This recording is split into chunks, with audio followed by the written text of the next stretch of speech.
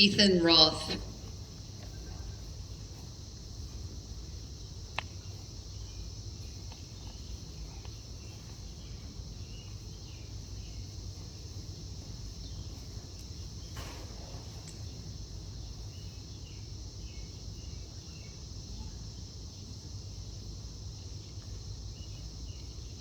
So I've had the privilege of knowing and working with Ethan for the last 3 years through his participation in Literary Club, in the World Affairs Club, and most recently in this academic year as his tutor. And I've had the benefit of seeing Ethan both in the classroom and outside. That's been a great experience. Throughout this time, I've witnessed his many unique artistic talents and watched him grow in confidence and skill. I especially valued his cheerful demeanor, his smile each morning, his team spirit, and his sense of humor, which always caught you off guard. There is the saying that silent rivers run deep, and this is certainly true of Ethan, for he possesses many hidden talents and has so much potential waiting to be unleashed. By nature, Ethan is a quiet, pensive, kind-hearted young man with a passion for drawing illustrations and also designing and crafting works of art. And as his teacher, I observed this about him: his penchant for detail, his self-discipline to work with precision for long hours. And in the classroom, the challenge was to transform this intuition and drive into his essay writing, which was a special challenge for Ethan given his dysgraphia. Gradually, Ethan began to understand that his teacher was his advocate and that learning the process was more important than the initial outcome, and that making mistakes was okay. We made incremental progress in our work toward his independent practice, and over time, he approached greater mastery of the essay. Each of our many reader response papers and 5 major essays became a learning opportunity, and Ethan began to take greater pride in his work. When given time and space, he learned to be more proactive and that there is no substitute for hard work. There were many transformative moments throughout this year, especially during our 3 book talk presentations for Separate Peace, Lord of the Flies, and To Kill a Mockingbird. And I never would have known how nervous he was until afterwards. Each became an opportunity for Ethan to showcase all of his hard work in front of his peers, hearing him read his essays with confidence, to teach his classmates about topics he had studied, such as war on the home front, the Roosevelts, the Great Depression, the Cold War, were unforgettable benchmarks to celebrate.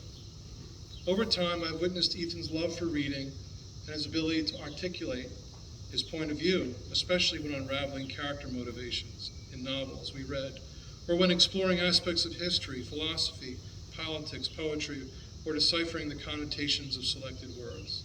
He always brought clarity and common sense to our discussions and easily recognized the interconnection to other literature we had read or observed how the topics of our discussions resonated with our own society in real time. These aha moments were chances to pause and reflect. One of the many highlights this year was his artistic contributions, such as the design and creation of a folk art poster to display the varied meanings of To Kill a Mockingbird, and his help in building a model of the island in Lord of the Flies. From these varied experiences, Ethan has grown in confidence, and he's improved in his self-awareness as a student. He has come to appreciate the power of language, the value of careful reasoning, and he's also discovered the importance of pacing, planning, and most importantly, being his own self-advocate. I wish him every success as he begins his new journey at Mount St. Joseph High School next fall. Congratulations.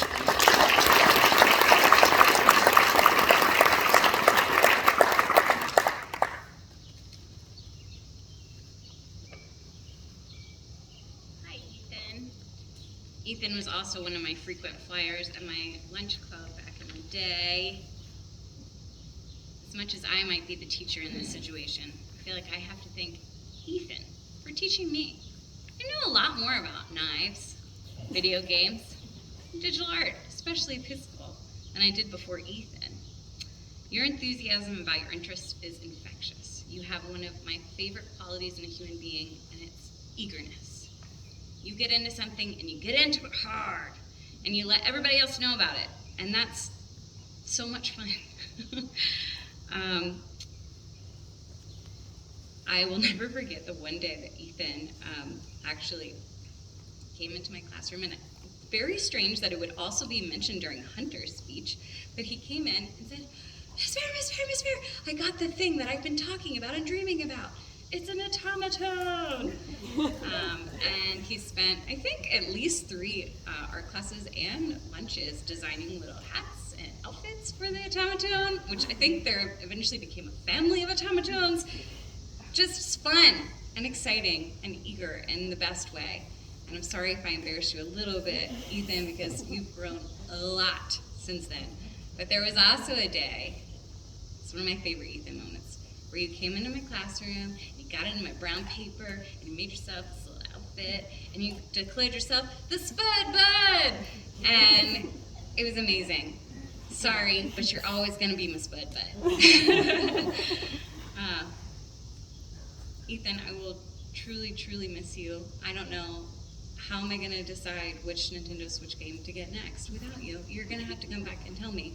Also, you do have a good taste in music. Don't let your classmates tell you otherwise. You give me hope for the future, and I'm going to miss you. I'm proud of you. Come back, Spud Bud.